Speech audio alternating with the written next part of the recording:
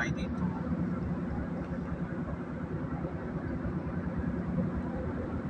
Yung sa carriage roads, ginagamit na eh. Okay rin eh.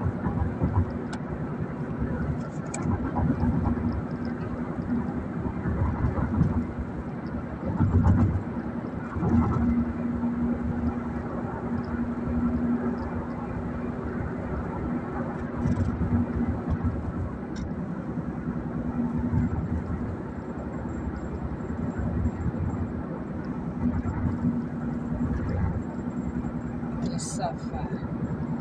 May mura diyang tindahan eh. Dami dyan sa Musapa.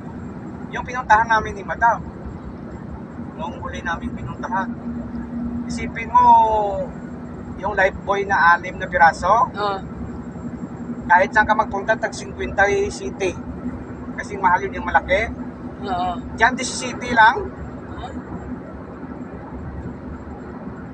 Baka yung 175 grams. Yung malaki, yung kagaya sa mga Lifebuoy na kuhan, yung mga palkulip na isa-isa malaki.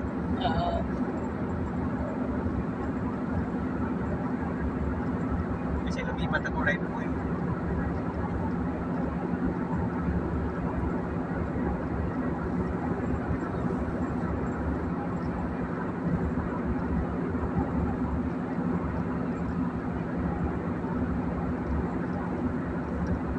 Kasama na siya mo, ikot-ikot pero kita ko, nagbili na lang ako.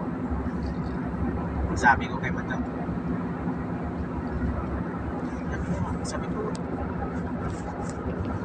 magmura dito Madam. Sabi niya, why?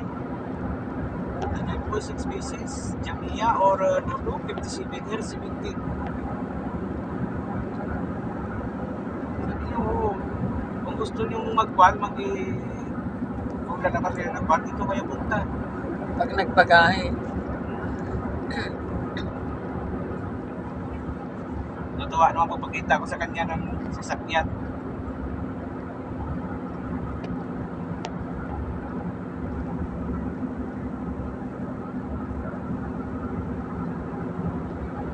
Iwan ko sa kanila doon kung matiis nila eh.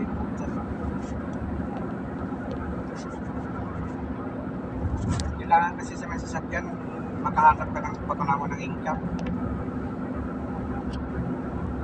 Ay, nakita niya yung sasakyan mo doon? Pinas? Oo, pinakita ko sa kanya.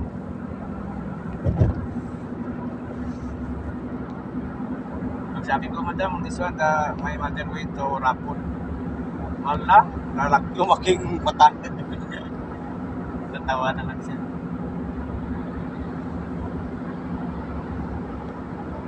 Anong raffle draw sinalihan?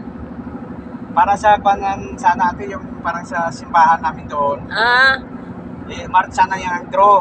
Hindi na-cook up yung hindi nabili lahat ng ticket.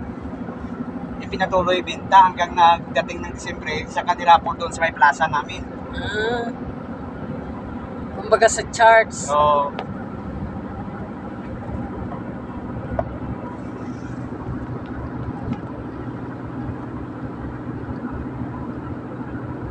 pero yung binibintang ticket, nagbili si nanay bali 2,000. Tapos, Disyembre may nangaroling, nagbigay si nanay ng 500, binigyan siya ng 5 ticket.